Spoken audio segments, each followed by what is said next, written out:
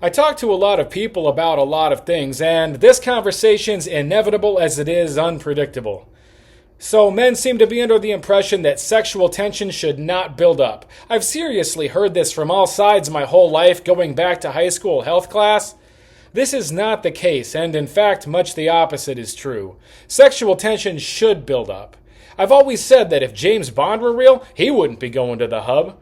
But in the real world, it's well known and documented that professional fighters, musicians, and hyper-competent people of all kinds save up sexual energy for use elsewhere. People deny it because they don't want it to be true. I get it. I've played that bogus game myself, and it doesn't work. It's called a bitter pill. Listen, our habits affect our energy and intuition whether we like it or not. Naysayers, has life been so convenient an experience that you could will to disagree? Or is that the sweet song of denial you were tempted to sing? If you're alone or your wife's not in the mood or whatever you've got going on, cheap sexual fantasy is not life's way of letting you off the hook. It's putting you on a hook. Fantasy is a mockery of your desires. It screws up our brain chemistry if we choose it. Brain chemistry. It's okay if you didn't know any of this before. Don't be ashamed of that. Just be receptive and open-minded toward this message. Just begin developing the courage to change. What's important is that each of us choose to grow and understand how this actually plays out in reality.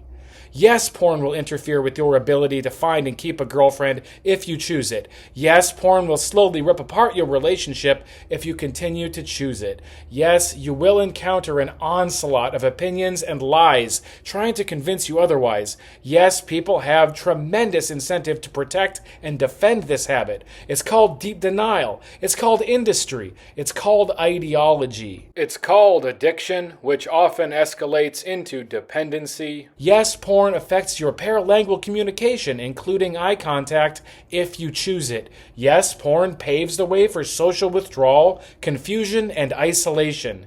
Yes, you will observe profound changes and benefits if you practice retention. Yes, porn cravings, confusion, and consequence get far worse as time goes on, if we continue to choose it.